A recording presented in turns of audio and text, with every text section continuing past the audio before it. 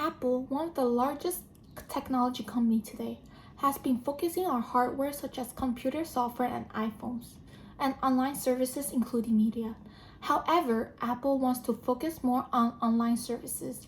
So with Netflix, Apple can expand its online service, which has been the main goal as of now.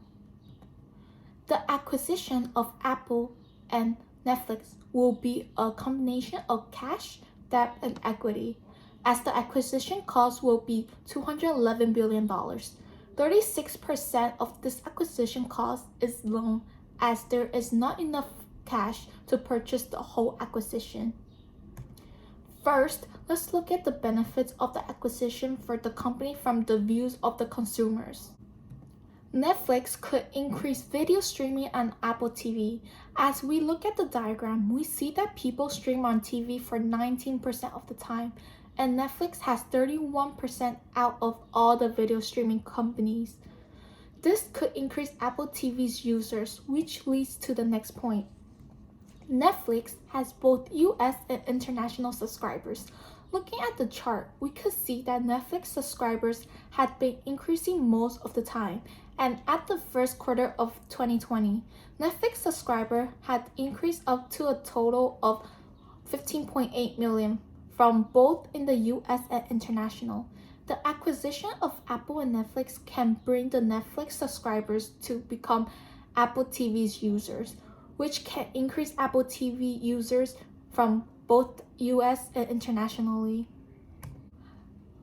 As Netflix can increase Apple TV's users, Apple's revenue can increase more from Apple TV. Also, as Apple acquires Netflix, Netflix revenue of $5.76 billion in the first quarter of 2020 will be combined with Apple's. As Apple has a revenue of $58.3 billion as of the second quarter of 2020, when it is combined with Netflix revenue of $5.76 billion, Apple has a total of $64.06 billion. Overall, Apple acquiring Netflix will increase its revenue. Secondly, let's look at the benefit of the acquisition for the economy. Apple will contribute $350 billion to the US economy and will create 20,000 jobs over the next 5 years. As Apple acquires Netflix, they can contribute more jobs and contribute more to the US economy, as Netflix can increase Apple's revenue. Netflix has the most global share with 23.8 out of all the video streaming services, and Apple has the least global share with 21.8 of all the video streaming services. When Apple acquires Netflix, Apple will have the most global share and it will be the first out of all the competitors. Apple then will gain more market share in the video streaming industry.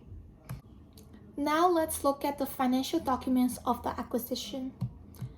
This is the balance sheet of Apple and Netflix, with the new Apple and the cost of acquisition with its funding type.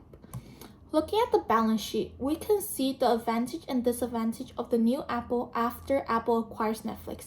We can see that the advantage is that Apple's current asset will be a total of $169 billion, which was about $6.178 billion increase from the total current asset before the acquisition.